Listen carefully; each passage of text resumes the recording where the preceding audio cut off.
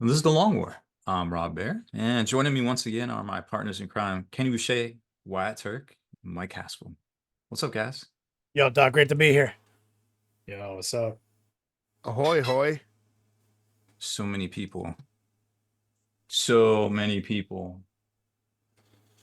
Bro, How we do got you the, still the present? legendary Mike Haspel's back by popular demand. Yep. Yeah. Don't know how much I can contribute, but I'll be here. We'll see. We were just talking about Tron Legacy.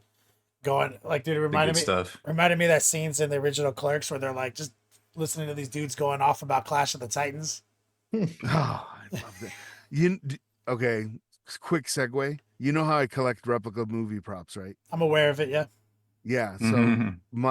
my golden like replica movie prop that I wanted, and I finally achieved it, was Bubo the Owl from Clash of the Titans. Oh my Oh, god, nice. that's sick. And I Huh. finally got a scale 1-to-1 scale Bubo that can sit on my shoulder. It's so dope. Fucking these two idiots going off about Clash of the Titans at the top of their lungs. Bro. So yeah, after hours content was thick. You guys don't want to miss it. Check out the paywall, obviously. We got mean, four That's how we people. get paid. That's need that money. Turns out, can't eat without it. And so like, you can't even get a glass of water for free, dude. The fuck, man. Mm-mm. In Literally- this economy? no, dude. Fuck.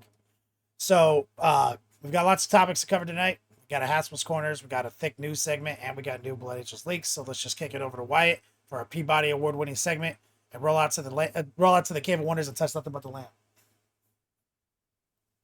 Your favorite movie is getting a sequel. Hmm. Would you rather that movie have a Hollywood director, but the cast is all adult film stars? Or it's an adult film director with a Hollywood actor cast? Uh-uh. Wow. Huh. And Now- did you say movie or film? Your favorite movie? Okay, movie. Okay. So does the genie know what my favorite movie is? Like I can't lie. Yes. And then, like, in this scenario, like, if it's Ghostbusters 2, Ghostbusters 2 no longer exists. Right. Right. Oh. So, like, you can't be like, oh, my favorite already has a sequel. Like, you can't game it. So I wanted to All I wanted to say Star Wars just to ruin Star Wars, but the genie's gonna know it's Too not late. Nice. No, I'm talking about Star Wars 1. Too Hmm. late. Like your favorite one from the what is it, the 50s? I don't know when that movie New was. Hope? Like So that. the Empire would be the sequel. Yeah. I was saying I was gonna have them redo that one, Oh, The Empire Strikes. Oh, that's rough. Dang. but Hmm. the genie would know it's not my favorite movie. Therefore, I would be banished to the Shadow Realm. So, Mhm. what if my favorite movie? Oh, pornos aren't movies. In this scenario, it's mean- not an adult film. I was like, what if my favorite movie is a porno? My favorite. The genie would know that you're being facetious. I know, and it's Okay. rough. I would pick a Hollywood director with an adult film cast, Hmm. because my favorite film ever, or favorite movie, not I treat movies and films differently, but a movie, quick definition: movie, entertainment first, film, art comes first. So for movie, my favorite movie is Raiders of the Lost Ark. So absolutely, I would want You would fix Temple of Doom. I would fix Temple of Doom. Holy shit, you're genius. Mm. Ooh. Temple of Doom could get real interesting in this scenario. But it's just gonna have bad actors and a good director. No, I feel like Spielberg could deliver performances from the Yeah, worst. it's gonna have like yeah. the great. What are the top 3 Mhm. greatest directors of all time? I feel Yeah. like he could deliver He could do a it. remade Temple of Doom that would be better than what we have. Fair, Wow. Wow. fair, Bold. fair. Damn, dude. I'm trying to think of what my favorite movie is, man. I don't even know. Damn, it's probably like Avengers Endgame. Is there a sequel to Avengers Endgame, or would there just apparate a new sequel? Because that is the sequel. They would make a new one. Fuck. They would ruin Avengers Endgame. Oh no! I'm sorry, everyone. Ugh. Is that my favorite one? I gotta think about it, man. I love so many movies. It's hard to pick a favorite. I'm also like not that attached to like a lot of things that I love, but some things are very deeply important to me. Like, Yeah, Gnarl09 says Jaws with all porn stars would be like the new Piranha movies. I'm like, hey guys, do not sleep on Piranha 3D. That's one Yo. of the finest films ever made. Roger Corman's is a beast, dude. It's like Piranha 3D is art. It is the actual large piranha attack on the spring break party is you'll never see anything like that again. They use so much blood they changed the pH of the lake that they were filming in. Yeah. So don't sleep on Whoops. that movie. That's commitment. So I It think is. I think if I just close my eyes and think for 1 second, I think my favorite movie is Beetlejuice. Beetlejuice. Yeah. Interesting. Yeah, I think it's like it's close between Ghostbusters 1 and Beetlejuice is my 2 favorite movies. But I've watched Beetlejuice so many times. Like it's either that Well, or you're about to get a sequel. Yeah. I know, and I'm about to ruin the sequel or make it better. Who knows? It's not gonna, but it's not gonna have the cast. That's the problem. So I kind of have to pick the porn director. Ooh, K.R. Quinn. I don't know, man. He put in The Two Towers as his favorite movie. I'm like, Yikes! oh, rough. Don't do me like that, Karen Quinn.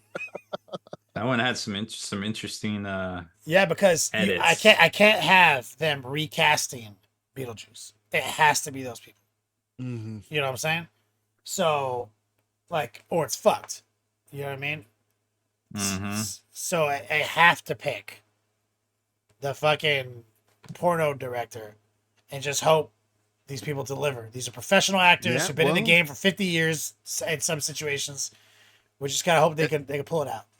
And the porno directors do have some things in their favor. They're used to working on super low budgets on a very tight schedule. yeah. So I But- don't know. Not a They lot of get those dialogue. shots. But like Michael Keaton, like has to be in it, right? And Yeah. the for sure. and the script's already written. So like this dude would slide in and just direct that script with a budget he's never had before, and he would probably be feeling a little overwhelmed by like the presence of the star power, and he would probably like really just let them do whatever they're gonna do. You know what I'm saying? And not overthink it. So I'm hoping that that's the scenario, and we get like a 4-hour long movie. like but I can't have him recast fucking Beetlejuice with porn stars. That's my answer. Rob, what's your favorite movie? Airwolf? That's not a movie. I know it's a TV show. I don't know. I have a lot of Probably favorite- like the jazz singer or something. What's the the- first what's- talkie that came out? What's the one that? Oh my god! What's the one that Britney Since Spears? he's immortal. Britney Spears movie that she made. Is that on your list? Oh, I don't think I've seen that. What is that? I totally forgot about that. I can see the movie poster too. So it's not Might that. have- No, there was more than one. I think there was more than one. I think I've seen one of them. You've they exceeded my knowledge on the subject. Yeah. No, I think I'd probably say Iron Man. Iron Man's Because I good. think I feel like Jon Favreau could.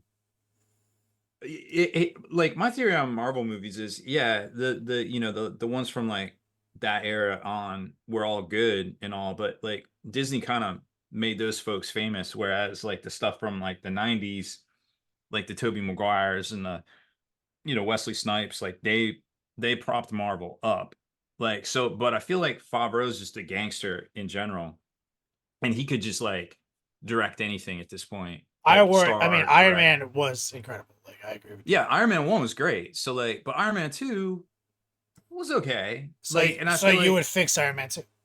yeah, I feel like it wasn't bad, but it could have been better in some ways. So I feel like that would be a good fix, right? And it wouldn't really mess up any timelines or anything we already know. Like if you But- think about it. So you're saying that It's your favorite movie is your favorite movie. You have no choice. I mean, I could watch. If I it's could watch Iron Man. if a it's lot. Iron Man, now you have to choose porn cast or porn director. The cast. Porn cast. Yeah, But you're keeping John. yeah, for sure. I mean, I don't get me wrong. I like Robert Downey Jr. just fine. You're like, but, fuck him though. Fuck it. But I feel like, you know, at the end of the day, it's just a dude in a suit. I have a Like, question. okay. I have a question, Wyatt, to the gin. So if Rob picks this, it just slots in there into the timeline. Does that cast somehow infect all the 10, 15 new Marvel movies? Or is it just that one weird Iron Man movie that had porno actors? Well, there was an Iron Man 3. Yeah, and Avengers Endgame, and everything. I mean, yeah. like, are you recasting Robert Downey Jr. as And Pepper as- Pot. And fucking some Yeah, dude? this might be like a timeline altering thing going on. Yeah, so from then on, that's who I think the it's stars I think are. it's funnier to just say that, like, yeah, it does rewrite the timeline and um, everybody just adjusts accordingly. So like, You got fucking Dirk Diggler over here. I am Iron Man. yeah, dude. which one was Black Widow in? Johnny Sins is Captain America. That's just like what we know as reality. I think the Black Widow. I think she was in the Avengers just when she showed up, right? No, was she? Or, no, she was in one of the Iron Man. No, she was in Iron Man first. She was in Iron Man 2, was the Oh, first shit. appearance of Black Widow. Yeah. In the MCU. Yeah, that gets wild. Damn. Bro, Rob might have just broken everything. The comments are just priceless. They were so good. People are like talking about that this has already happened with a movie called Caligula. Caligula. Oh my. Yeah. Oh, I used to dear. rent that from Blockbuster on the weekly, son. Wait, was Hawkeye in it too? I don't remember. He made some cameos. Oh yeah, so he was first in that too. Damn, you Interesting. fucked the whole time up. Ooh. So, Nah. so Scarlett Johansson recast as Recast. I was gonna make a joke like Transformers, but Michael Bay is the same director in either scenario because like even his like small budget commercial stuff, he kind of wanted to be doing a porno. It just doesn't like you go to see the Transformers 2 movie and it's the same movie. Nothing's changed. It's the same. Yeah. Well, who would they change? The voice actors? Like who do you change in that? Like the voice talent? I don't know. I never Voice saw talent it, change so. could be interesting. That could actually, yeah, I could get behind that. Yeah, dude. Fucking anything, change Jazz. Like he. I love Transformers 1, like because it was a died great, in the it was first an one. awesome summer, like blockbuster hit that brought, Yeah. and you know they brought this, they brought all the like Peter Cullen, like all the voices I wanted to hear, everything. I mean, he delivers Hugo the line, Weaving. "We're an autonomous, you know, robot race from the planet Cybertron." He hit me hard, dude. I was fucking okay. I'm into this. And then Jazz shows up and does like, he transforms out, does like a breakdancing backspin, jumps on the So car. what's up, bitches? What's up, bitches? This is a tight place to kick it. B-boy stance. I was like, yo, this dude's a racist, dude. Like, yo, Michael Bay, I hate you, dude. Why would you do that scene? Like right after the Bernie Mac scene, you know what I mean? Like, Yeah. dude, I don't think, for the record, that Michael Bay is a racist. I just don't think he has any subtlety. no. And the reason a I will different say time. I defend him for that is because of Bad Boys. Bad Boys.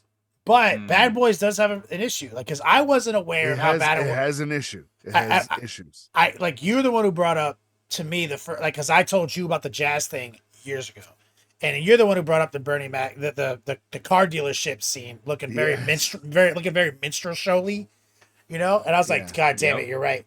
But then when I went back, Yep. because Bad Boys 2 is like, oh my God, did I just ruin Bad Boys?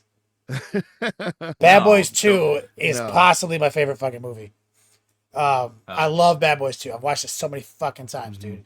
Yeah, And- that's a good one. But there's definitely it's definitely problematic when you take the entire body of work that Michael Bay's known for into considerations. But luckily, you know,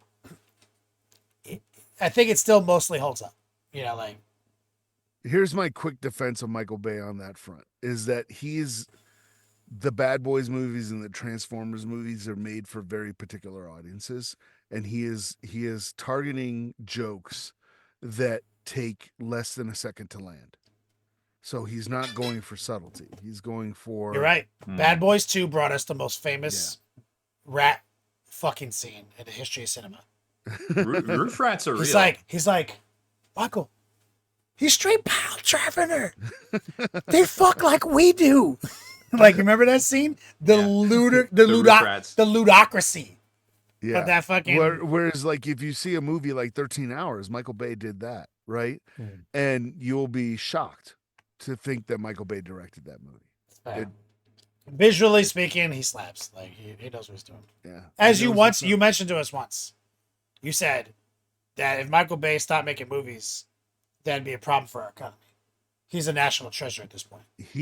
It's kind of sad. I hate to say this, but it's like, okay, you go, hey, Mark Wahlberg, what are you doing this weekend? Oh, I'm not doing nothing, man. Okay, do you want to make Transformers 4? Sure thing. Yeah, I got a Victoria's Secret wannabe model that is willing to polish a motorcycle in a wet t-shirt.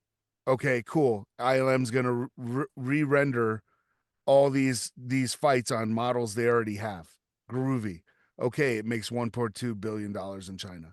It's paying for people's mortgages. Yeah, dude. I just retirements, all kind. If you're an asshole, then not make that movie. Yeah, I just think if Michael Bay could do some of the stuff he wanted to do in those scenes, I know the movie would be so much hotter. Yes. Good one. So Rob ruins. I guess it ruins the MCU. Infinity War. He ruined the MCU. Yeah. Haspil fixed Raiders. I mean, fixed Temple of Doom. Temple of Doom. Yeah. And I'm in Schrodinger's Beetlejuice. Like, yeah. So ironically, by fixing Temple of Doom, I get Steven Spielberg doesn't meet his wife. So that kind of sucks. Oh no, you ruined Steven Spielberg's life. I do. well, but Haspil, he's directing a movie full of beautiful adult actors. He might meet his wife. Sure he'll meet somebody. Yeah, maybe he's he'll happier, dude. You don't know. Yeah. You know, I don't know. Yeah, you're right. Maybe he still does. Yeah. Oh, My Dinner with Andre. I love that movie so much. All right. Thank you, Wyatt, as always. Thought provoking. Rob, Memorial News Desk. Yeah, now that I'm done ruining the MCU, I suppose I'll do some news. So we got Blood Angels, which we're going to talk about a little later. But on the product side of things, I do want to mention the Army Box is going on pre-order this Saturday at about 1 p.m. Eastern here in the States. It's $230. There's about $457 in retail inside of it. So it is a great deal. Now remember, the codex isn't the the $60 codex. It's the supplemental codex, but still, whatever. It's still going to sell for like $35 when it comes out. So great value in there. There is, Blood Angel specific stuff, but the Furiosa Dreadnought, the Assault guys, Assault Intercessors, and the Jump Intercessors are all generic. So you can upgrade them with the Blood Angel new upgrade sprues, or you can trade them off to somebody that might need regular Marines, what have you. Or you could buy some 3D bits and have some jump packs and make more Assault Intercessors if you want. Or there's actually Sanguinary Guard wing inserts that you can put between Primaris jump packs that are about to come out, that they were modeled off their Dantes, and the actual torso. I think we got an article. If it hasn't gone out already, it's going to be going out with the links to all that stuff. So I found those out there, and they look great. So I could see where a lot of people are going to get those for their Sanguinary Guards, which are 3 model kits. We're not sure if they're going to be paywalled in the Combat Patrol, which was also revealed this week. But along with the new Sanguinary Captain, it may be paywalled, it may not. We don't quite know. The value on that one, it's $168 generally for Combat Patrols. It was about $239 in value inside of it. This is at a full-on GW pricing. would take that for what it is. So there's about $71 in GW value inside of it. So not too bad of a deal. Definitely would pair well with the Army box, but they're not going to come out at the same time, of course. Now, just to put it in perspective, what the timetables are looking like, it's no secret GW is pumped the brakes on production and actually bringing stuff to market, canceling previews. You know, there's a lot of flux going on there at Games Workshop, but the battle forces that came out in April and May, the Chaos battle forces, the Sisters battle force, the Gene Stealer Cult battle force, those characters in there have not even come out as separate releases yet. So we're 4 months plus on those. We still haven't seen them. So it could be a while until we see this Blood Angel stuff. Whereas Dark Angels came out like right after, like 2 weeks, 3 weeks, I forget exactly, but they came out very quickly after the Deathwing Assault box came out. So it's really hard to kind of figure out what's going to be going on with all this stuff. But hopefully it comes out in a decent amount of time because, we still have a number of codexes to get through before we switch editions, which in theory will happen in 2026, I believe.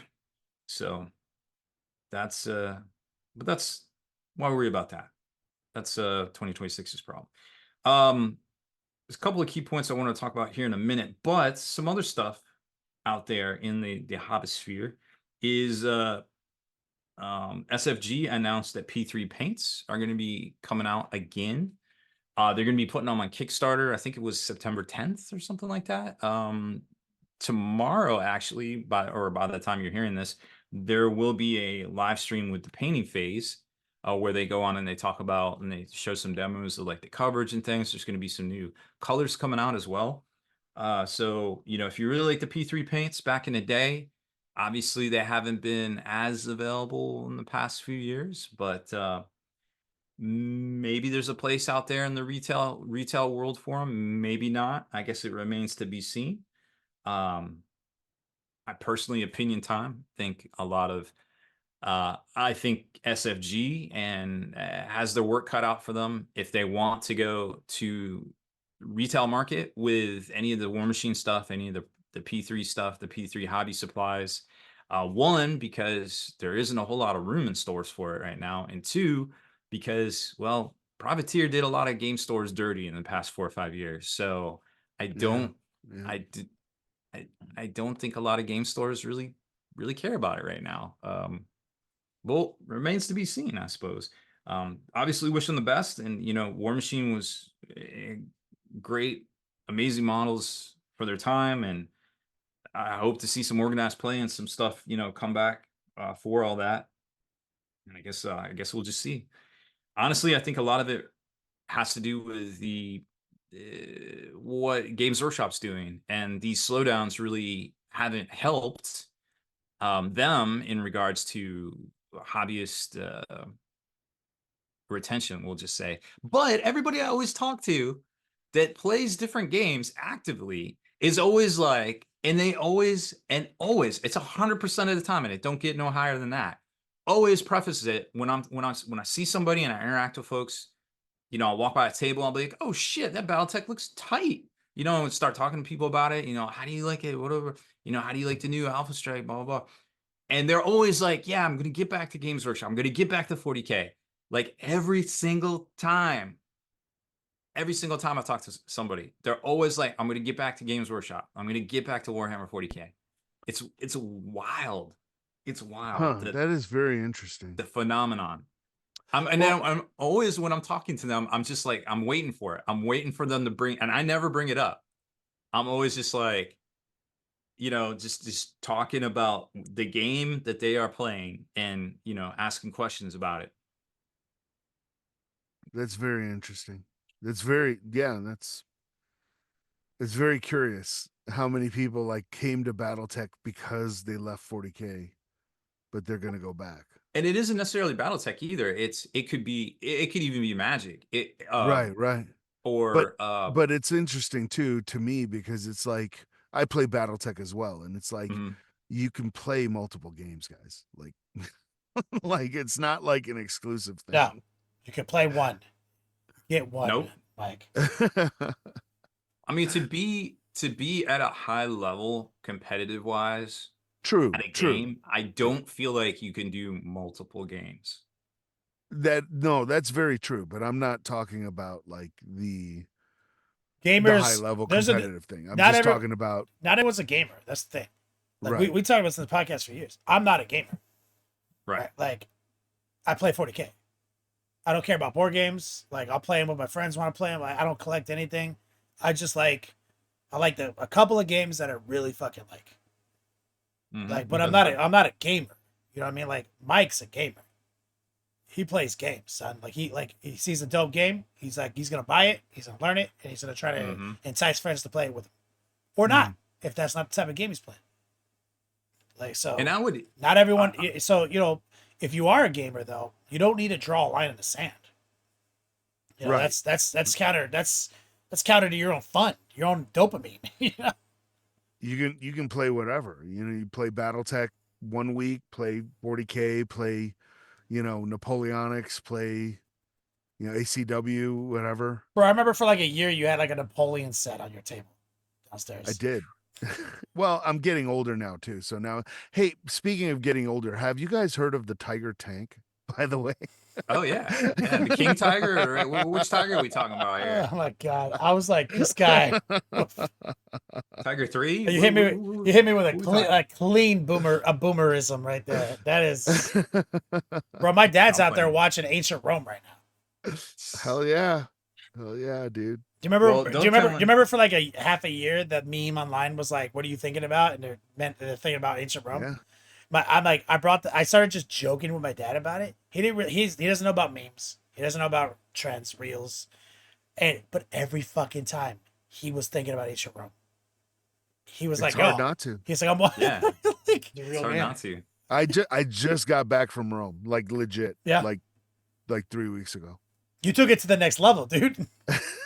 Was Godzilla sleeping in the Coliseum? He was not sleeping. These in the fucking Coliseum. posters over here are just thinking about Ancient Rome. You're like, I'm going to Ancient Rome. Yeah, he's like, I'm doing it.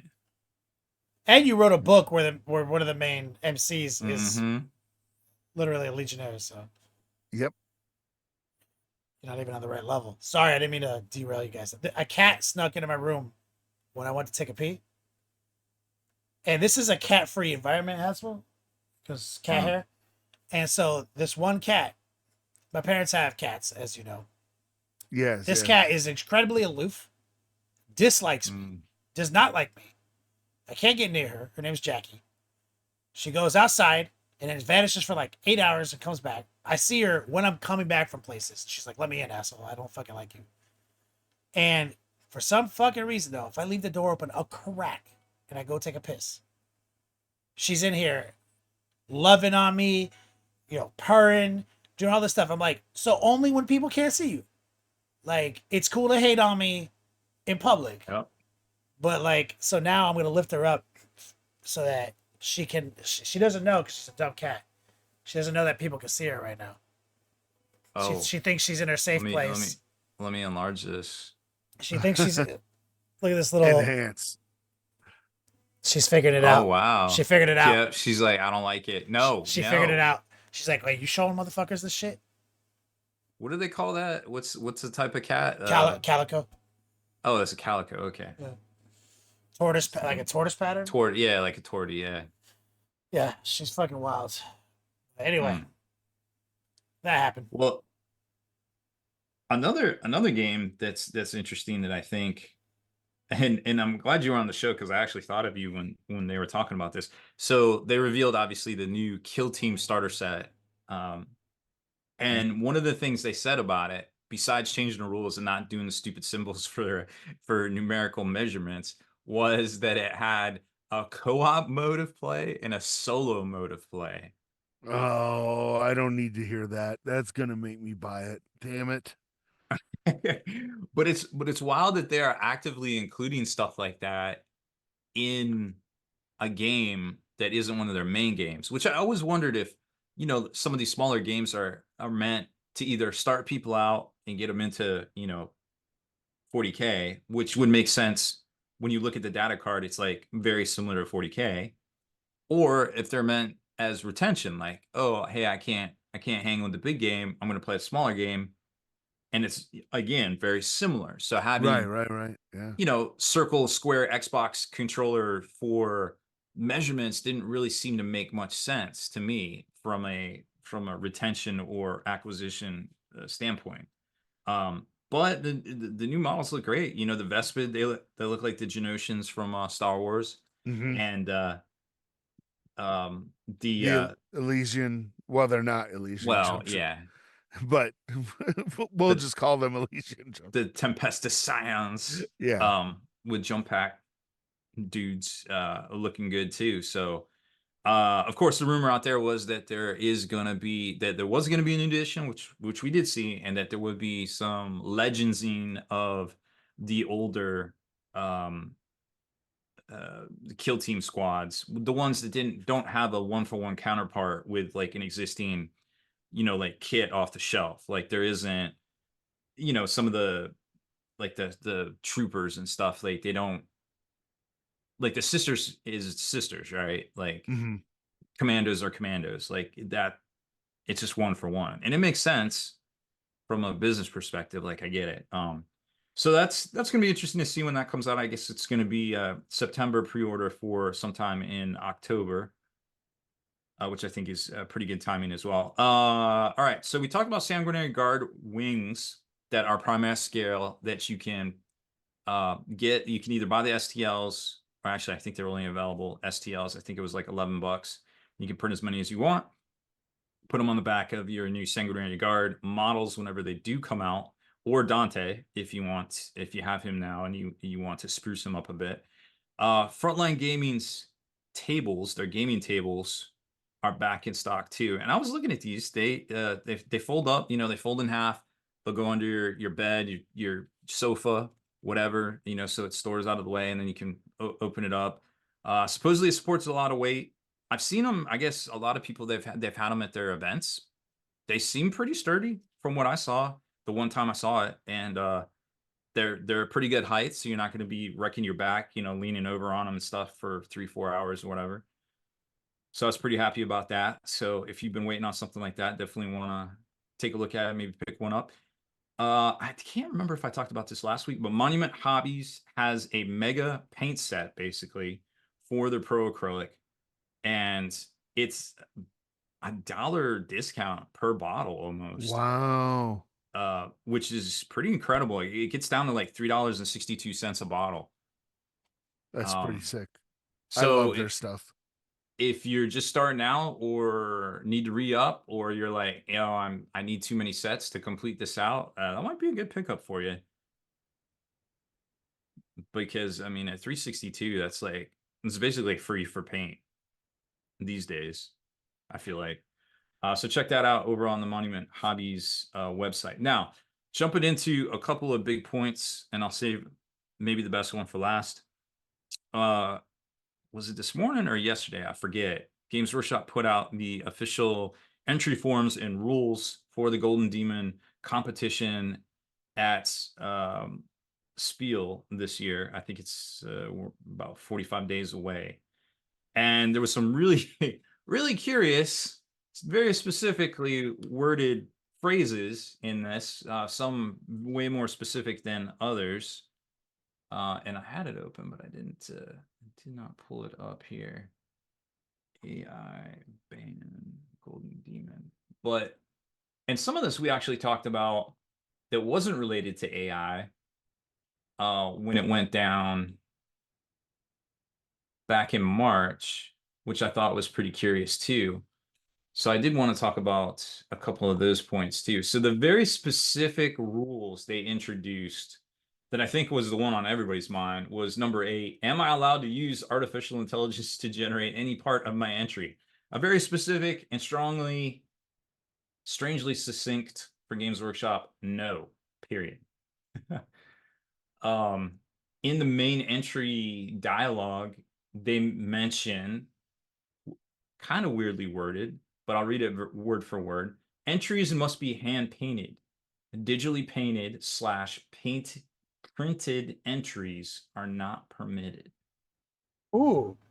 So Mike, digitally painted the / paint the printed controversy is entries are not permitted. a model. What the heck do you think that means? The controversy is about a model that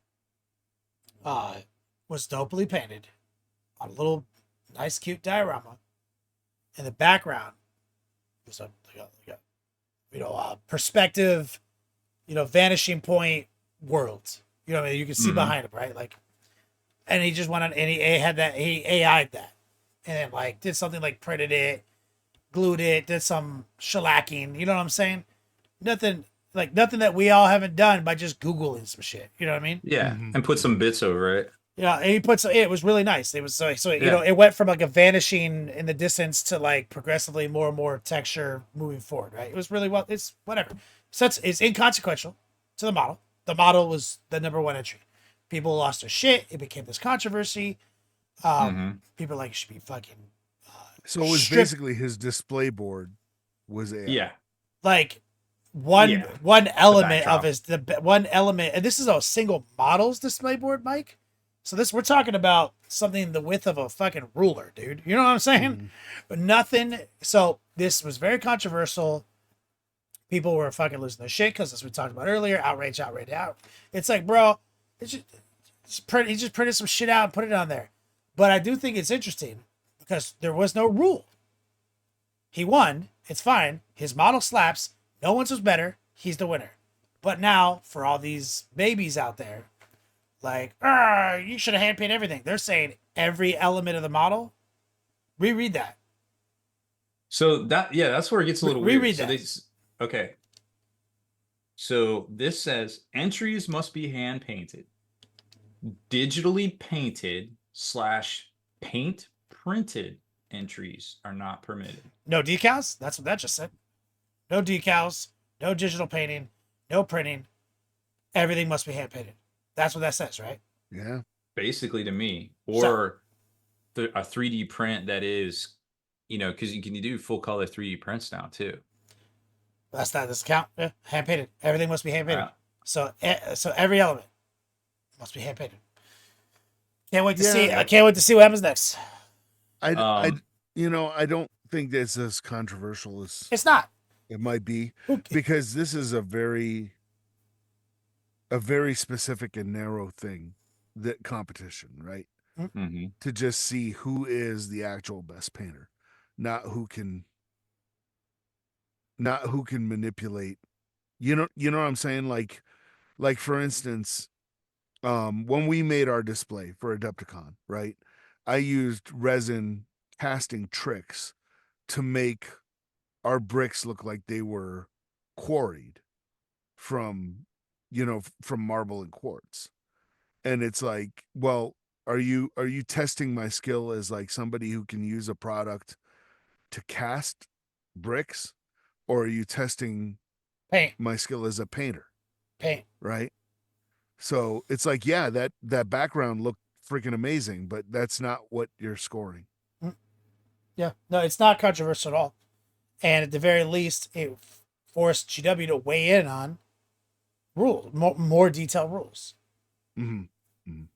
That's cool. Like I have no beef with it.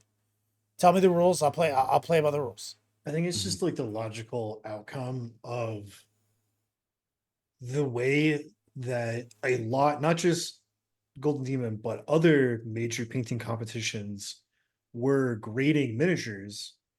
And it years and years ago is when it started. And it created this kind of keeping up with the Joneses thing of it stopped being about like the model and the base. That's all it should be, is the model and the base that it's on. And it started being like the model, the base that it's on, and the plinth on which it's displayed. And then the plinth became part of a diorama. And then that became part of this and part of that. And then like you did backdrops and like all this other shit. So it's like, I think honestly, this is just part of, And that it's used the to end be point of what they themselves created, right? Yeah, that used to be the open category though, right? Yeah. Didn't it Yeah. used to be? Well, I believe there was a diorama category and like, but it's just been like that for years, right? So going back to They've been escalating Like like literally, I up can in tell the you ante every like you from know. first hand experience, the second time that I entered Golden Demon in 2013, I did not medal. I did not get a bronze medal because my model was not on a fucking block of wood. Oh my gosh. They like the not the judges, because the judges won't tell you anything, right? Or like maybe they'll say a couple of positive things if you ask them when you're picking up your stuff. But like when I picked up my model, I was like looking at the person who won bronze, and I was like, mine looks better than that. I don't like make this make sense to me. Um, and they were like, well, your model wasn't displayed on anything, it was just a model. I was like, why the fuck should that matter? And it's just it's It part of their shouldn't, yeah. weird fucking so it's sort of like we're to a point now where a dude is like, well, to be able to win, not only does my model have to look tight as fuck, my base has to look tight as fuck, and I have to outdo the competition on the fucking gizmos and gugas surrounding my model. And people are like, oh, well, you can't do that because you used AI, because AI is like this dog whistle thing that people Mhm. go rabid for. But like really the point should be it should be about the model on the base, and literally nothing else should be included if you want it to be a model painting competition. So this according to this entry form or this the new 1.2 rules, entries must be attached to the base. Oh, I guess it doesn't have to be attached to a base. It just must be attached to the base by adhesive magnets or similar method. So it doesn't have to have a plinth or a base. I thought I misread it wrong at first. I thought it had to have a fancy plinth or something. There was something in here about, well, if you're allowed to convert or sculpt your own miniature, but that wasn't what it was. It was something about like basing, and they were like, yeah, you can use whatever basing you want. Remember we were talking about that? Oh yeah, Uh, because there was two things. There was like it's like can we 3D print and can we use AI? am I allowed to use third-party basing materials on my entry? Yes, for generic elements. However, this does not include third-party kits that have used GW intellectual property in their basing kits. Fair. They don't. Okay, Well, they don't. They don't. They're telling you like if you do that, you can't win because we're not gonna put that picture on our website. yeah, exactly. Yeah, yeah. And then the other one that was more something that kind of was a thing with Crystal Brush, I suppose, was am I allowed to enter a miniature sculpted by someone other than myself or Games Workshop? That was Crystal Brush City. Yeah, that was like that's yeah. And the answer is no. That No. would be considered a joint submission. So a lot of clarifications Yeah. with this one You're here, going which I to think is good. you're going to the iPhone convention. You got to bring an iPhone. Right. You know what I mean? right, Like yeah.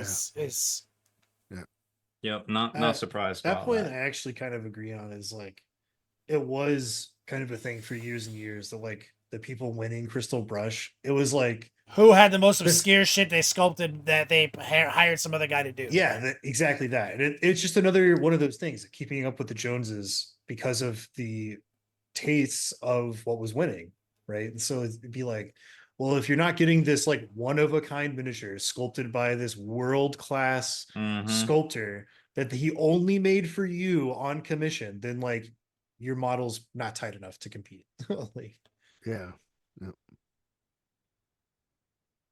Uh, yep. So that's interesting to see. So I guess there might be some last second revisions of entries and such, but not entirely unexpected, I suppose, as far as that goes. And then the last thing I wanted to talk about was the announcement for the Warhammer episode of the Amazon's new secret level show series, which I guess this one's going to be on December 10th. That's Mhm. going to basically have Lieutenant Titus in it from Space Marine 2, which comes out in about 3 weeks in September. Much to high anticipation, if I had to guess. So I guess it's official. We're finally getting our Amazon Warhammer show. We're Well, finally mainstream. this has nothing to do. They put a disclaimer out and Yeah. said this had nothing to do with the stuff that the God King Henry Cavill is working on. Right. But it is the first I guess, mainstream appearance, you could I say. yeah, I mean, it looked cool for the 3 frames we could see of Lieutenant Titus and Chiron and Gadriel and Yeah. breaking through some kind of vehicle. It looked like looked tight as it looked really good. I think I that I actually got more excited, and it's perhaps because we've seen a lot of the 40k animation. I got more right. excited about the God of War stuff. When I saw God of War, I was like, Mm. I think it'd be cool. "What?" I mean, there's a bunch of like Armored Core is going to be a part of it. Yeah, I'm a Mhm. big yeah. Armored Core guy. I don't know if it's true, but a lot of people were gossiping after the trailer dropped that one of the CGI characters looks suspiciously like Keanu Reeves. And Oh, so like so a cyberpunk thing? that it could be that, it could be some people were allocating that character to the Armored Core thing. I mean, this is like Mhm, people mhm. people wildly speculating. They're not going to tell us any of this shit until it's like go time. But yeah, it does look like a reconstruction of Keanu Reeves, so like that could be kind of fun. I already said Mega Man, right? Yeah, yeah. I No. did see. Yeah, they're gonna do like one of them is Mega Man, which is Mhm. cool. Mega Man's my shit. I think the rumor, or at least the rumors I picked up on about 5 days ago when we put out the story about all this, was Doom was going to be part of it too. Like Oh, Doom, really? like, Yeah. the That's video game exciting. Doom. Maybe they'll do it Um, right this time. yeah. Oh man, I totally forgot until That you brought that movie up. was so bad. Yeah. Oh, you Uh, okay? Talking about the movie, I was like, those games slapped. What are you talking about? yeah, the No, game slapped. all it had to be was I could write the script for Doom in one page. It's like, oh, who do we have? We have The Rock. Are you serious? Oh, that's awesome. The Rock kills demons for 2 hours. The end. Yeah. Yeah, That's it. it's kind of funny how there's like, what was that one movie called that was, I think it was called Hardcore Henry, Yes, yes, where yes. the whole Yeah. movie is first person from his perspective. And I was like, yo, just do that for Doom. That would have been tight as It fuck. was, and it was very, if you haven't seen that movie, it's extremely creative on Oh how they yeah, it get was certain really cool. shots and It's stuff. very cool. You're like, Do what? you remember in the Rock Doom movie they did a first person scene? Remember Hmm. toward Yeah, the end, yeah, they and did. that was the best part of the Mhm. Yeah, fucking movie. yeah. People definitely liked it. Mike is so old he used to play Doom LAN parties. I did. I played Doom. This is okay. I'm gonna throw some words out there that won't make sense to newer people. Autoexec.bat, Oh man. config.sys. You had to go in there and tweak both those things to get Doom to run. And yeah, that was a shareware 3.5-inch floppy. You download it and play it. Um, The old days. yeah. The good old I days. played Castle Wolfenstein too. Yeah, before that. Fucking Yep. classic. Those were the days. I'm looking forward to some if Doom is in there, I will look forward to Yeah, that episode for that'd be sure. nice. For sure. But we definitely know God of War is definitely in there, and yeah, I Mega think Man. it's a Maybe dope. brilliant move by Amazon to see, Yeah, hey, which of which these, sticks. yeah, exactly. Which Which of episode these gets has the most hits? Like, exactly has the hmm. potential to launch a franchise. Yeah, dude. Or some video game Well, speaking of crossovers. the Cavill thing, I was talking to Kenny about this the other day. I saw an article day before last that was talking about the 40k show, uh air quotes with Cavill, and that apparently part of the initial agreement was that Amazon had a certain amount of time, be it like I forget exactly what it was. It might have been a year, might have been 3 years, um, Hmm. to get everything going, right? To like Hmm. lock in Yep. all the yeses, all the nos, dot the i's, cross the t's with between Amazon and Games Workshop, and with the understanding that if that time limit hits and that has not been accomplished, that a show is not happening. It's not moving Right, forward. right. Yeah. And we are rapidly closing on Yeah. that time frame. I think it's like the Yeah. end of this year. Yeah, it's And so December. like if they don't get that locked in, show's not happening, regardless of how many people like Henry Cavill. It has a tough hill to climb. Amazon put out some guidelines of what they wanted all their new shows to adhere to, and when I read those, my initial thought 40K? Nope. was rip 40K. That was my initial thought. Mm. Was I don't see how how a true to today's canon Warhammer 40K can be executed on this.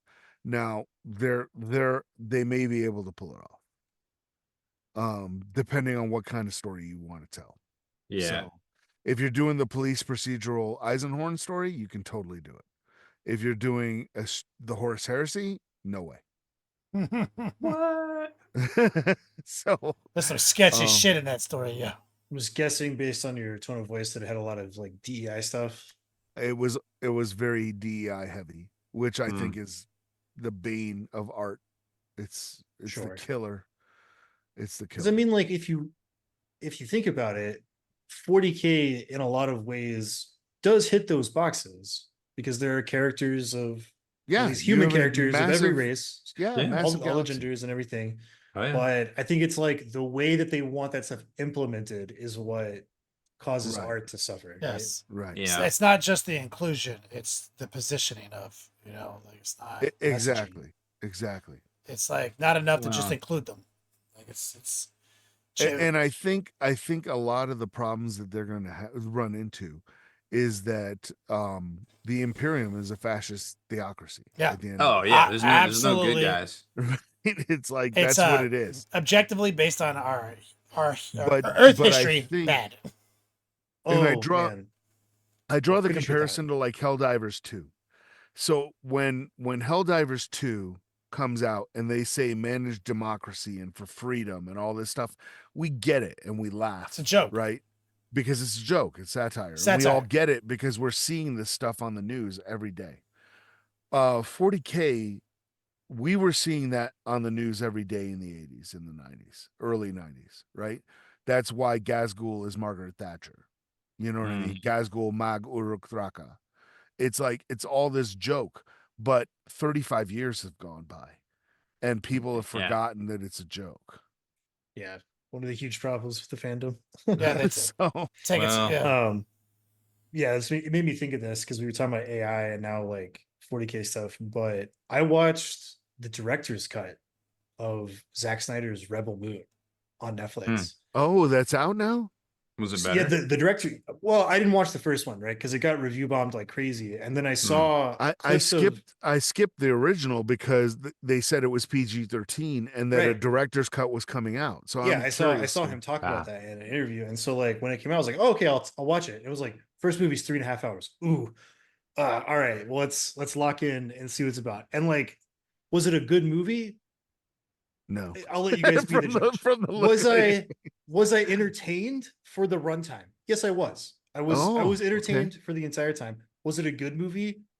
It probably is not going to check a lot of good movie air quotes Mhm, boxes for mhm. people, but I had fun. It was entertaining, and it is like Zack Snyder was like, I want to make a Warhammer movie, but I don't want to negotiate with Games Workshop. So take all this Warhammer stuff and like change the names for me, and then we're just going Well, to shoot that. There's some Star Oh, Wars okay. in there too. I mean, the movie is literally Seven Samurai. It's Okay, it's okay. cliche to the nines. But it's a lot of fun, and it literally is Yeah. like Mike. 40K. Like, I want to copy your homework. Okay, just change enough so the teacher doesn't catch us. Mike, Kind what's of your 40K. favorite Zack Snyder movie? My favorite Zack Snyder movie? Holy cow. I would have to say his director's cut of Justice League. But man, 300, I don't even know how many times I've seen 300. So and I was about to say I'm probably going to adore the director's cut of Sucker Punch because Wait, or Sucker. of, I was going to say Sucker no, Punch that's was what like I'm 40K. saying, Yeah, I know. of Yeah, Sucker Punch was what's good. it's called because I liked Sucker Punch. Except it was Like, I'm PG-13. like- Except I it was mean, PG-13. yeah, It I'm like one of is, 3 people who like Sucker Punch. it is Zack Snyder. I liked it. Turned up to 11. And like he's he's not the best at like telling stories, but he is really good at making stuff look super cool. Yeah. Like shots, cinematography, color choices, design, all that. It's a very interesting, cool looking movie. It's just funny that like unless you're as close to 40k as we are, like the average viewer is not going to make Right. Those those connections. those Mhm. connections. But Yep. for us, I'm like, yo, this is like AI generated Warhammer. Yeah. My Well, I'll definitely watch it. Cause I mean, people don't give him enough credit that he like single handedly resurrected the zombie genre. yeah, Like Dawn he of the did that. Dead, the Dawn of the Dead movie he made is my favorite zombie movie of all time, and It was good. the director's cut is actually the best zombie movie ever made, and a theatrical release is the second best movie ever made. Like Yeah. he slaps. My favorite Zack Snyder movie is Guardians of Jakul. That was a very good movie. The little CGI The owls, owls yeah. holding Yeah. little That's swords amazing. in their little owl hands. I'm Mhm. like, bro, Zack Snyder's so sick at directing. He made me care about these fucking dumb owls flying around with little swords in their fucking hands. Yeah, he has a lot of problems too. I'm not gonna I'm not gonna get, plaster over that stuff. There's a lot of criticisms you can go with Zack Snyder, but when he hits it, I mean, I remember openly gasping, and I thought I was straight until this moment. Yeah.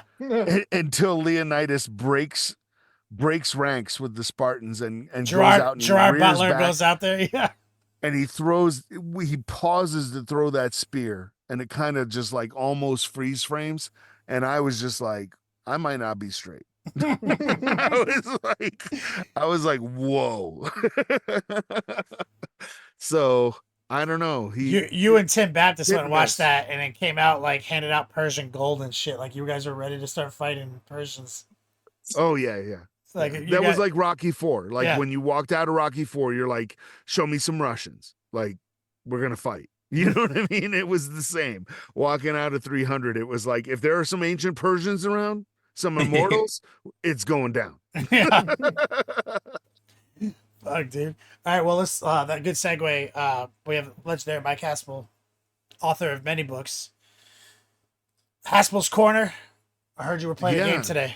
So for Haspel's Corner, I ran into a game I wasn't expecting. So I have a super secret project I'm working on that I'm using like 3D printed stuff for. I was making a travel version of Space Hulk, right? Hmm. So I got some like 15 millimeter and 10 millimeter stuff off of Etsy, and I was making Space Hulk in like 10 millimeter, basically a travel Wow. version, because Space Hulk is so big, it can be hard to move around. So I was like, how can I make a version I could take on a trip, right? If I'm going Mhm. on a cruise, I want me and my boys to be playing Space Hulk on the cruise. How can I do this? And then you discover that Target has a game that's exclusive to big box stores. Oh, yeah, with Titus. Yeah, called Space Marine Adventures Tyrannid Attack. Right. I kind of bought it on principle because there was the old Tyrannid Attack game from like, I don't know, the late 90s or something. This is a budget well, it's not a travel version, but it's a budget version of Space Hulk Hmm. that you can play in 30 minutes. And the beauty part is it's co-op and you can play it solo. Now, the downsides of it is if you recall, it might have been, I don't know, I have no idea what the timeline is on now. It might have been 10 years ago. There was a game called Space Marine Adventures Labyrinth of the Necrons. And Yeah. this is pretty much a reskin of that game with NIDS and a Space Hulk theme.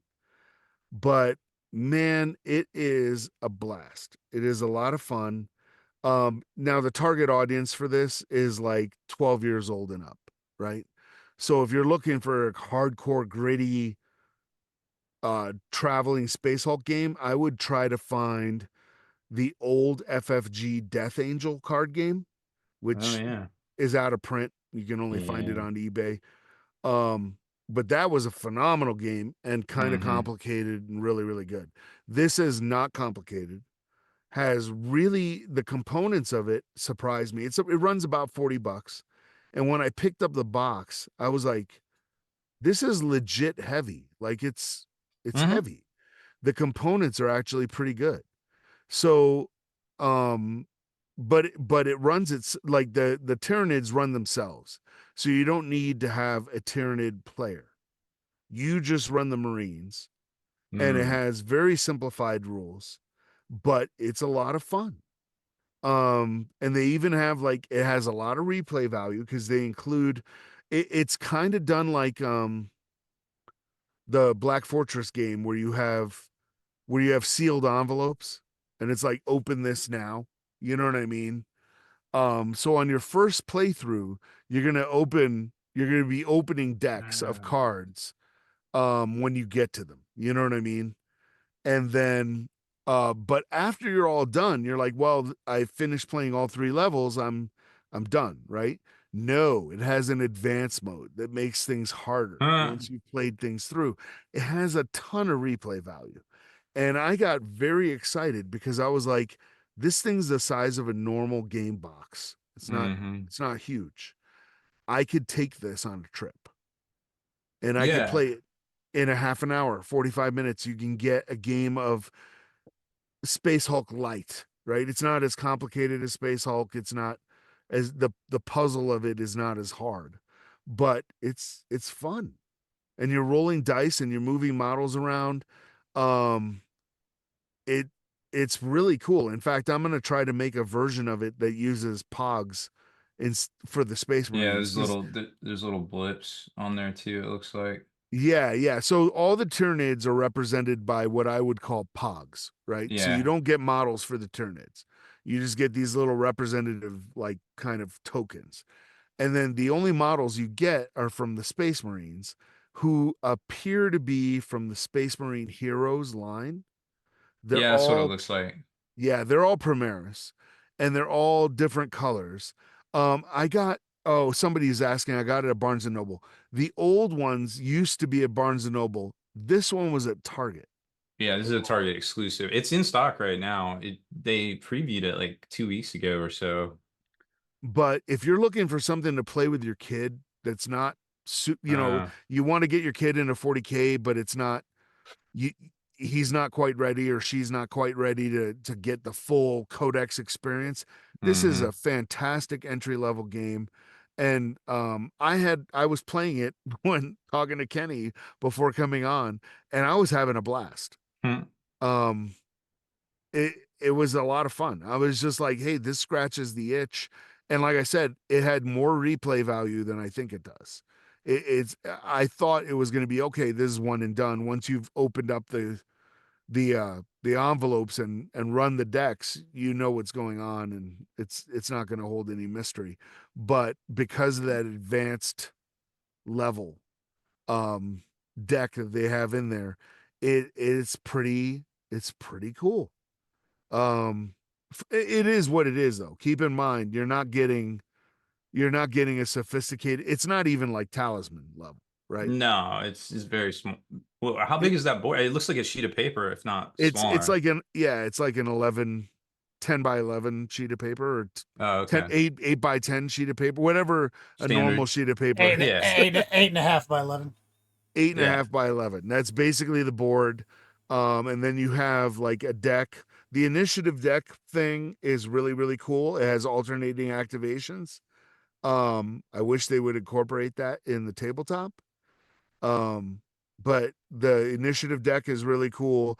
And then it has I think it's called like an infestation deck, that when the Tyranid term comes up, you roll the infestation, or you draw a card from the infestation deck, and it tells you what you need to do. And that's kind of how they're doing the AI to run the Tyranid side. And some of those cards, some of them are just okay, spawn a new Tyranid on this area, and you're like, yeah, whatever. But some of them are like, hey, whatever is the next Space Marine, they lose a turn, and you're like, oh, Whoop. that escalated quickly. It's like I wasn't expecting that, right? So it is kind of cool. It is a lot of fun. And again, I'm a sucker for solo mode or co-op mode. Just because I can't get games in, but if it's 2 a.m. and I'm up, I can get a game in. Yeah, he was legit playing it. Like he sent me pictures. Yeah. Like I was like, "Hey, you want to do the podcast?" He's like, "Yeah, let me put this game down." Let me put this game away. Mike Haspil, a true gamer. Hey, for sure. Literally. All right, well, let's do a commercial break. Let's hear from our sponsors, and then let's talk a little bit about these Blood Angel leaks. And we're back. Wyatt, what you got for us? Man, so much new Blood Angel stuff. Where do you guys want to start? I would like to know about the Sanguinary Guard first. It's everyone on the internet. Oh, is everyone's poo-pooing them. I mean, it's almost like people's childhoods have been ruined by these models. I don't know. I don't like it's a little extreme, but Show me on the Sanguinary Guard. yeah, show me where GW touched you. I want to hear about what they are because, like, there are 3 models to the kit, meaning they're looking a little bit more elite, a little bit more chunky, a little more, like elite 3 to 6 guards of like Sanguinius's bodyguard, almost like it's crazy. Like, I want to hear about it. So probably the biggest change is that they have an Ooh. invul save now. Do they still have the two? Do they still have a 2-up save? They still have a 2-up. They are a 2-up, 4-up. Oh, They're 3 wounds. So other than their movement value, they're Blade Guard veterans, right? Yep. Still have the Angel's bolt guns, still have the Inferno pistols. They have the Encarmine blade and the Encarmine spear as options. Each of them is strength 6. The blade is AP3. They're both 2 damage. However, the spear has 1 less attack, but it comes with the lance keyword. and Lance is what extra? What plus one to Plus wound? 1 to wound on the charge. Plus one to wound, yeah. Yeah. So that's one of the best. One of the best rules in the game. Right. So it says all models in the unit can trade in their blade for 1 Encarmine spear. So you're trading 1 attack per dude for the lance keyword. You can have 1 model's bolt gun replaced with 1 infernal pistol. 1 model can be equipped with 1 sanguinary banner. The sanguinary banner adds 1 to the objective control characteristic. So instead of 1, they become 2. They have deep strike. Every time a melee attack targets the unit, they're -1 to hit. Death mask. Yeah. Yep. Mm-hmm. And then while a character model is leading this unit, each time a melee attack targets that unit, subtract 1 from the wound roll. So if you have a guy attached to them, they're -1 to hit, -1 to wound. Yeah, they're like wardens. Hey, that's melee. Oh, not even by the strength. That's just raw dog. That's their ability. Just raw dog. Yeah. Damn. Yeah, Yes. but you have to have a character attached. And Yeah. It says if a captain model from your army with leader ability can be attached to an assault intercessors with jump packs unit, it can be attached to this unit instead. And then I'm sure that on the characters leader thing, it'll tell you. Bro, so they're Blade Guard veterans for Blood Angels, therefore on jump packs. Like with bro. Basically. See, that's exactly what I wanted to hear. Cause like the way they're positioning them, it's not like this gaggle of they're better in every way. Yeah. Well, it's not this like gaggle of dudes wearing gold armor on jump packs. This is like the elite guard. The Blade Guard. Right? And they are literally fucking 2-up, 4-up, flying around, -1 to hit, -1 to wound in close combat. They're titans. That shit's savage in close combat. That's like the Black Room of Damnation, like back in the day. Like that shit is rough to fight against. I love that. So you only need 6 at most. Like 3 will get the job done for sure. But like a unit of 6 of these guys with a fucking commander. Push it into a squad. That's hard to fight. You better be doing mortal wounds to interact. Seems with like a lot. Yeah, that's exciting. I know.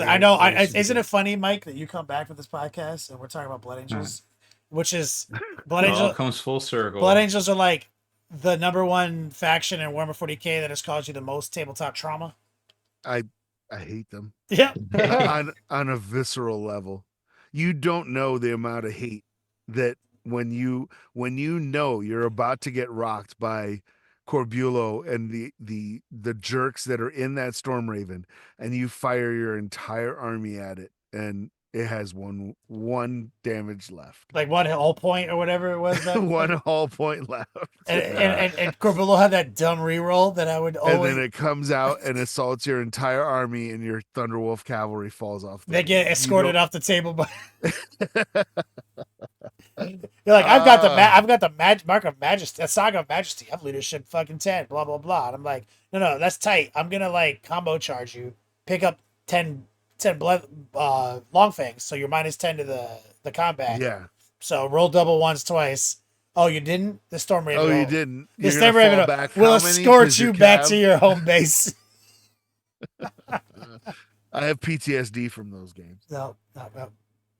Anyway, oh, you remember that we also did a game in my trailer, and you wrote up a battle report for it once. Remember? Yeah. That shit was awesome. It reminds me of that meme where the commissar is like, your reinforcements have arrived and they're blood angels, but they're calling you Horus for some reason. Oh no. Oh man. So what about? So that's just we're the Golden Boys. What about Sanguinius, Mister Fucking Spartacus? Sanguinor? Or sorry, Sanguinor. Yeah, so a lot of the characters are gonna be pretty much the same as they were before. I mean, Sanguinor, 2 up, 4 up, 7 wounds. He's got the Incarnate Broadsword. It's strength 6, AP 3, 2 damage with dev wounds.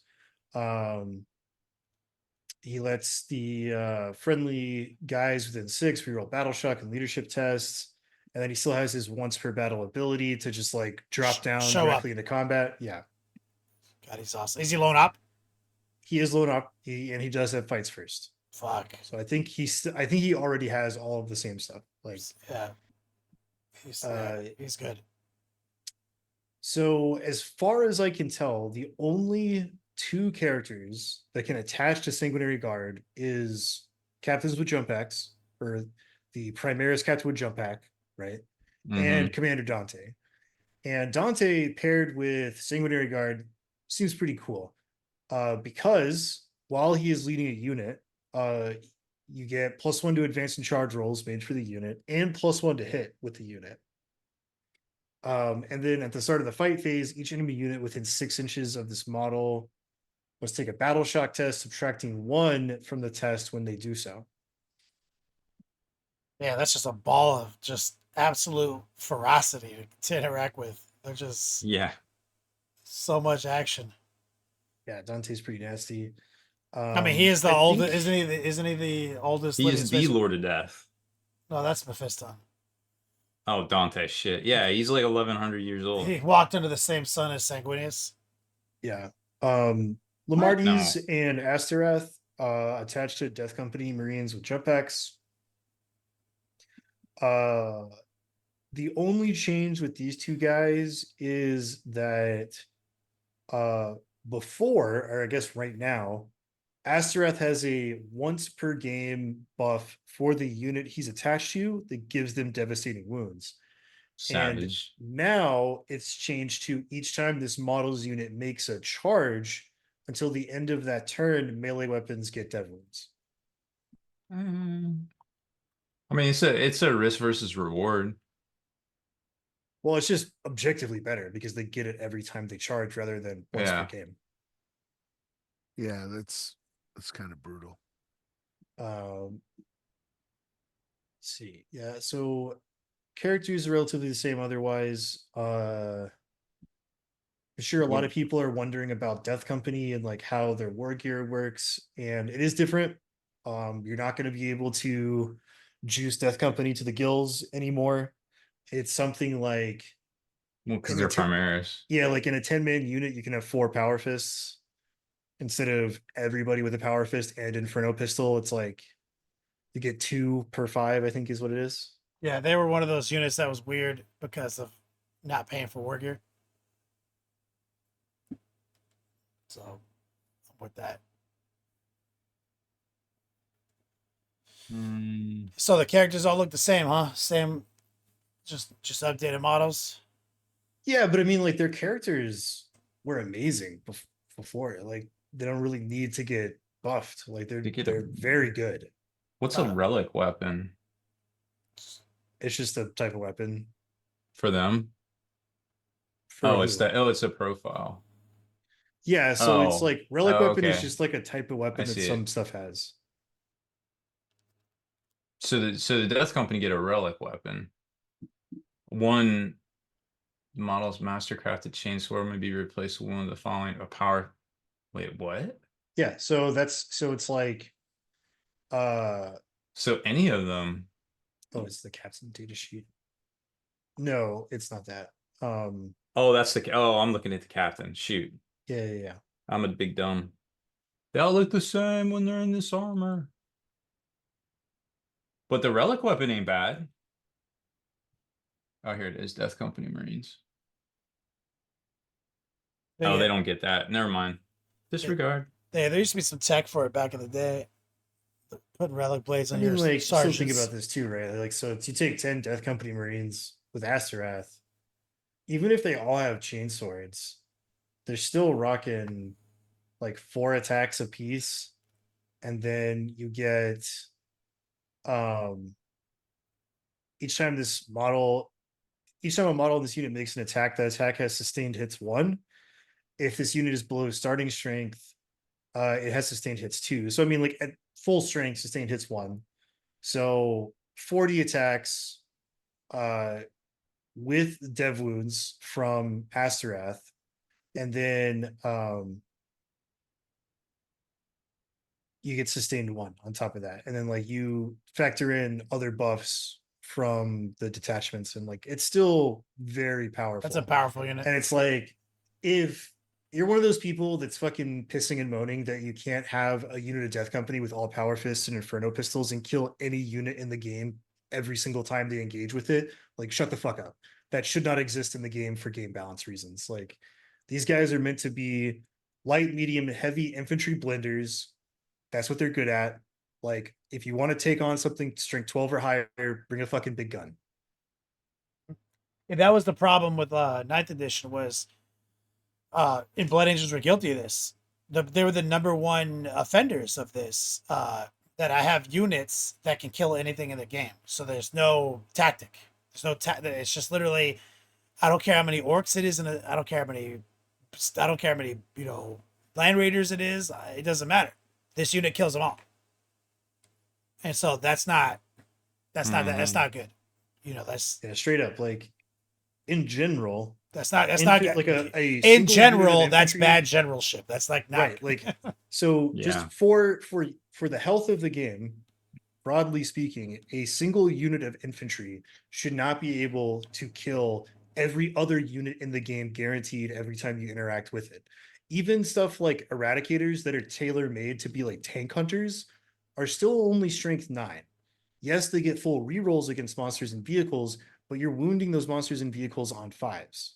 Yeah, So it's not guaranteed to take away all of their wounds every it's single time. most of the time they will, but they then can't turn those guns on a squad of 30 orc boys and do anything to them.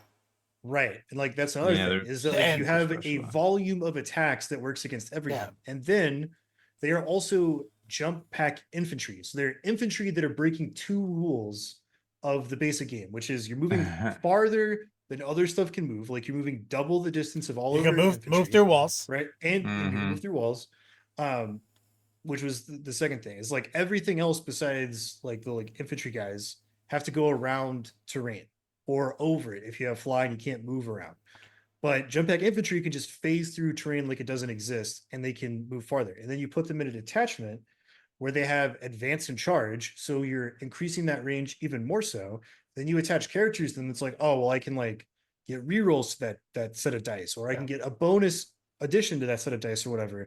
It's like, jump pack infantry should not be that extremely powerful. It shouldn't be a infinite combo touch of death unit, which is what happened toward the end of 9th, and which we saw at the end of 8th and the 7th. So even though they made war gear free, that's just for ease of play and entry point. Now what they're doing is they're going through some of these archaic units Yeah. and changing how many of these weapons they can get. That's it. So you don't get a whole unit of free power fists or free inferno pistols, and you get this many. It's no problem. It's way more balanced. They're still we need units that do different things to have a more healthy game, is what I said. And I agree. I like that. Can't be like the old days. That's awesome. Well, plus the Primaris too. So like, not everybody has these built even because they technically weren't a thing in ninth. Truth. They were all Right. firstborn. Yeah. Oh Yes, yeah. true. I had a lot of firstborn blood angels I recently offloaded.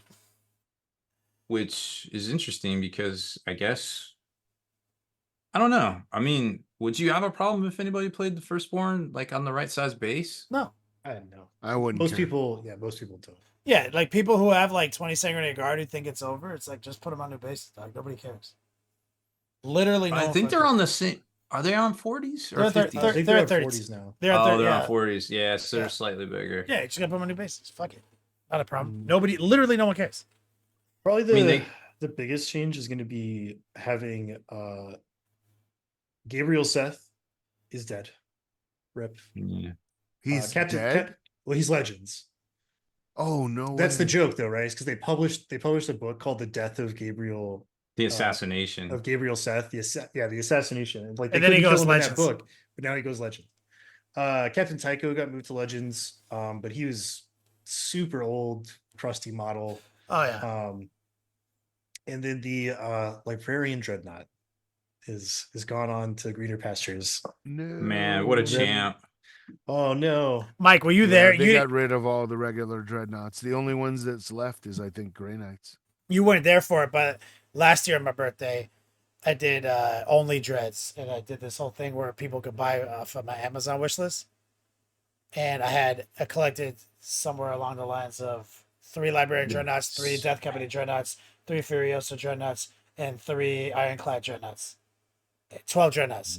And then I like, even though 10th was coming out, I was like, I don't care. I fucking sat there. I put 230 hours of painting in, got them all painted up, looking sick as Wow. fuck, dude. I was like, I finally did it. I'm 40 years old. This is my birthday present to me. All Dreadnoughts. Here it is.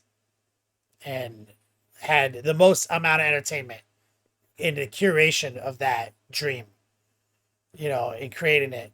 Even though I never got to play a single game with it. Didn't fucking matter. I don't fucking care. They look sick. I like dreadnoughts. Yeah. Painted them. Everyone knows that we only play 40k because we once all saw Dreadnought. That, I mean, yeah. That's how it works. You know, we were talking about BattleTech earlier. That's literally one of the things that my buddy Dave, how I got him into 40k was The Dreadnought. that, and he was like trying to figure out like what arc it was hitting or what armor it was hitting, and I was like, nah, it doesn't work. Yeah. Uh, I did them all, painted them up, then I sold them. I was like, I got the dopamine hit from fucking curation. You know, like yeah. moving on, dude. You know what I'm saying? Fuck, I love the entertainment value of like the hobby in general is, as we, you know, we had Mike on a couple weeks ago, we were talking about it, and he plays more games a year than I probably do. But as though I'm I play the game like a competitive gamer. Like, let's not forget, like, this hobby everyone complains about right now, in this day and age. Let's take a step back, man. Like, this is the most legit hobby in the world. Like, craftsmanship oriented, reading, scheming, communicating, socializing, artistic endeavor, literally travel. Like, nothing hits all of those buttons at the same time. Mhm. Nothing's on this level. So not everything you do has to serve a greater purpose. You can still be competitive at this game, but also still sit down and be like, this box of 5 Possessed Marines is the most obnoxiously put together, like, overly detailed unit I've ever fucking interacted with, which is irritating because I'm trying to finish it for a deadline. But simultaneously, what a sick value for just entertainment.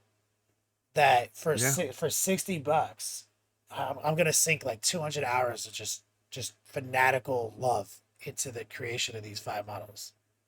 Or as little or as much time as you want, really. Right, like literally, it's like Each And- box. we can do And I'll both. say that like folks complaining about the hobby, that's not a new thing. There's a reason why old gamers are called grognards. There's a reason. Is that's part of the hobby is bitching about it. It almost is. You weren't here for it. You weren't here for it either, Mike. But Arthur, the CPA, You know, he's we've talked about him on and off for years. He's the like the grumpy old gamer, like the Yeah. that's yeah. like Oh, that's the crossbow. so his whole thing is like the story is that he came over to my house and I was in like when I was in Los Angeles and he was so mad about AOS. He was like, AOS, this is trash, Kenny. This is trash. And I'm like, these AOS models slap, Arthur. What are you talking about? These are some of the best models I've ever fucking seen, bro. Look at these. And I'm like, he's like, no, look at this. And he's trying to show me a Stormcast turtle with like the bow, right? Mhm. He's like, this is garbage. I was like, that's like the top 3 best models I've ever seen. What are you talking about? I was like, no. And he Googles an old pewter peasant with a crossbow from Warhammer Fantasy. He's like, this is perfection, Kenny. This is what it's all about. Bro, he has never changed his stance. He had never backed down on that. And so a couple months ago, I made a shirt. It's on my it's in my swag shop, and it's called the Goat. It's like this silhouette emblem of an archer with like a peasant with a crossbow, and it's like a shield logo, and it says Goat. Like greatest of all time. Yeah. Fucking, I'm just like some people. That's where you live. That's the Grognar. Like this. I'm like that with D&D. Like 2nd edition advanced D&D is the best edition to me. Because Man, that's what I played. Like when I was playing D&D like almost every day, that's what I played. So it's like I've played 5th, edition. but it's like I can never I'm chasing that high, right? The I dragon. can never get that Yeah. that Gotta It's chase it experience right. again. it's like 3rd edition 40k, right? Like 3rd edition is most of our like earliest real ass memories of the game because that's when it got popular enough that we started traveling, hanging out, and doing stuff, right? It wasn't 2nd, it wasn't Rogue Trader, it was 3rd. And so the nostalgia of those really formative like memory, connections in our brains, it's hard to rekindle. But like if you took a step back and just analyzed 3rd edition, that's a child's game. It's not tight. It's not, yeah. It's not No tight. wonder I was so good at it. Like, bro, you go back to it and you're like, bro, we couldn't pre-measure shit. Everything had fixed movements. You didn't know what those movements were. You just had to kind of guess, and hopefully you made the charge because you didn't know if you were going to make the charge. All this nonsense, dude. Like, bro, you remember that shit? People were like 3.5 chaos codex was so good. It's like, dude, that codex like overly Basically playtesting. it's like complicated nonsense. Demonic war gear, all this shit. I was like, dude, no, that was a child's game. What we remember though was like seeing armies painted, hanging out with people doing the same thing as we're doing, Yeah. and like getting together. That was the feeling. You got to latch on. That feeling never goes away. But if you get left behind by an edition, it is nearly impossible to jump back in until you can sit down and put the proper time in. So that's real life too. That's that's where many of us are in this hobby. So the least of your worries, like as Kara Quinn mentioned earlier in chat, he said, not complaining. I'm breathing, dude. Like, I'm happy to be alive. It's like that's Yeah. it's like, bro, we're happy, we're alive. We play miniatures, we paint toy soldiers. Doesn't matter if the Sanguinary Guard don't have extra purity seals and wings. Like there are Sanguinary Guard. It's like as I always say about Doctor Who, who's your favorite doctor? Doesn't matter. Whoever the doctor is, that's who the best doctor is. As long as Doctor Who is on the air. Like, that's all I care True. about. Like, we're playing 40k, man. I try to be a voice of reason there. I painted All 12 good dreadnoughts when I knew they were going to be legend, Mike. Yeah, that's bold. Yeah, the writing was on the wall. Anyway, good to have Mike back. Great, would you rather? Here's something, Rob, you probably forgot about. What's that? Mike,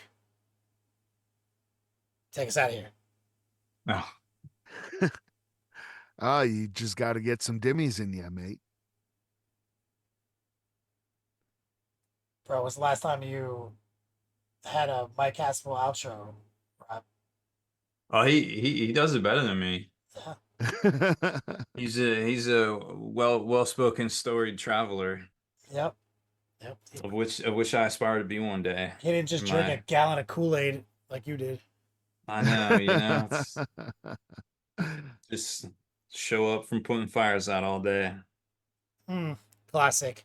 All right, let's get out of here. Oh, Kiara Quinn saying he missed it. It's from a TV show called Mr. In Between, out of Australia. Please check it out. It is one of the best television shows I've ever seen. Dang. Can't be better than Airwolf. Yeah, for real. Jan Michael Vincent It's a and Dominic tie. Santini It's a close tie with Airwolf. Oh my god. or Ernest Borgnine. All right, well, longwar.net, give us money on Patreon. Let's get out of here.